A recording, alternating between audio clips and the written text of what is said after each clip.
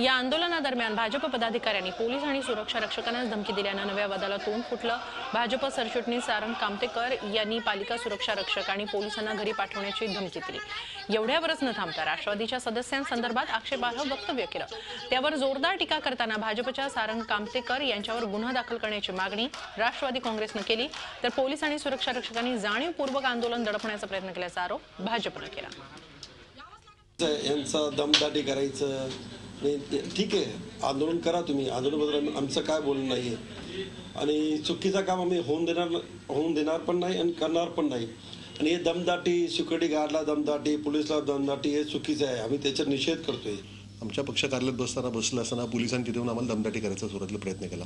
सुरक्षा रक्षकांचा विषय आला तर आम्ही कुठलेही कायदे आंदोलन हातात घेतला नव्हतो की आम्ही असा कुठला प्रसंगच नव्हता।